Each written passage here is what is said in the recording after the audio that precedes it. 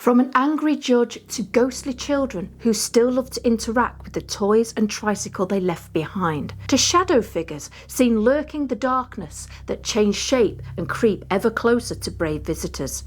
Who haunts this old property, and what are the stories they're trying to tell us? Welcome, dissectors, to another haunted location. Today we're going to delve into the dark history of Randolph County Asylum in Indiana, a home for the poor and sick. It has seen many things over its years in operation, with around 200 people losing their lives here. But how many of them truly left? In 1851, the county of Randolph purchased land for a county poorhouse, even repurposing some of the old farm buildings that stood there for their own means. By the following year, a poorhouse was built on the land that could hold around 16 residents.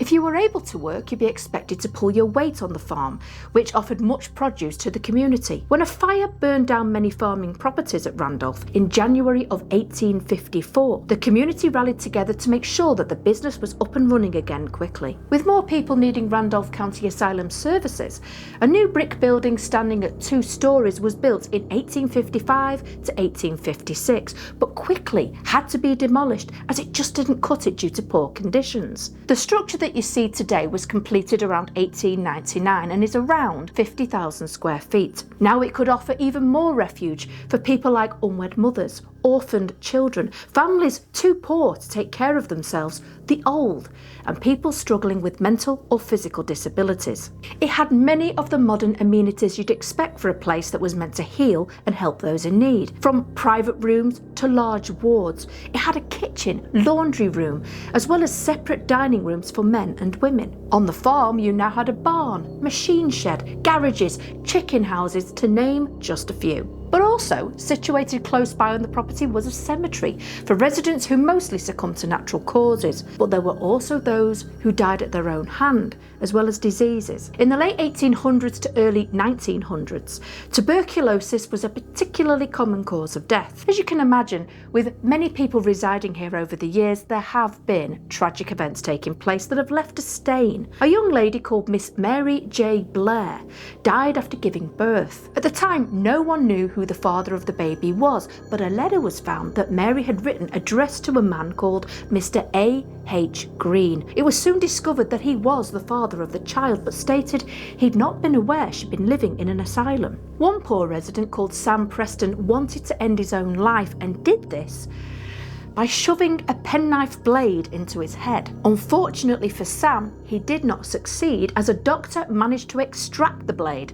and he lived. Hopefully, he did receive some kind of help after this desperate act. There were also people who died tragically from accidents that occurred on the land or close to it. A 55-year-old resident called Philip Fraze was hit by a car when he was walking behind some horses close by, and William Miller, who was 73 at the time of his death, suddenly dropped dead while he was busy loading up a wagon with coal. And one poor homeless man known as Mummy Mose was found murdered in a barn. His body was claimed by an undertaker due to family not coming forward, and was embalmed and later exhibited at fairs and exhibitions in western Ohio and eastern Indiana. Only when his body began to show signs of decay was it finally buried at the cemetery at Randolph County Asylum. I'm really glad that this poor guy got to be laid to rest and didn't have to suffer any more indignity.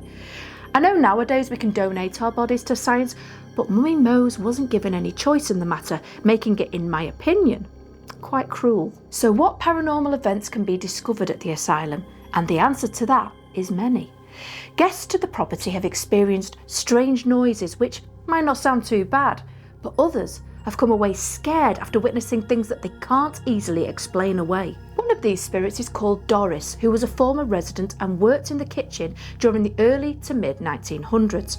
Her old bedroom is apparently ripe with activity, as guests have said that the dolls she loved in life, which are still in the room, can be seen moving by unseen hands. But it seems Doris is not all about playing in her afterlife, as in the kitchen area where she once worked, objects have also been known to move without any known cause. One of the most terrifying stories of hauntings comes from the many shadow figures creeping around the property. Many will appear as human-shaped shadows, but others are said to change shape in front of you, morphing in size, maybe in an attempt to intimidate the onlooker.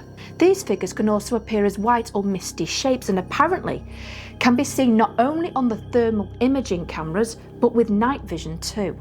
Now, there is no set place these entities hang out, so be warned, as they could turn up anywhere, and more than one may show up too. If you venture into the attic space of Randolph County Asylum, be cautious, as there are said to be 2 spirits in this location you might run into. One is thought to be an old judge who long ago held his hearings in the building's attic, and while alive was known to be quite a cruel man and severe in his sentencing. His voice, described as being quite gruff and angry in tone, has been heard by many visitors and has led others to try and communicate with him. The judge's voice has apparently been captured on EVP, and if that doesn't unnerve you, in the same area you will find a child's tricycle which was left up there for storage. This item has been seen rolling around the floor, pedals moving on their own, as if a young child ghost is still enjoying the toy they once loved. But that is not all. You see, the voices of children talking and laughing can be heard around the first floor women's wing. It seems that they're still playing together all these years later, but sadly not all sounds are joyful to hear. Many people have also heard screams of agony and anguish floating along the many corridors of the building too, a harsh reminder of the pain that was endured here long ago. And lastly, if you don't like to be jump scared, be careful at this property. People have heard the sound of disembodied footsteps creeping up on them around the 1st and 2nd floor, as well as doors opening and slamming shut for no apparent reason around the holding cells used to contain the more violent of the residents. Over the years since the Randolph County Asylum shut its doors for the last time, the property has had many owners.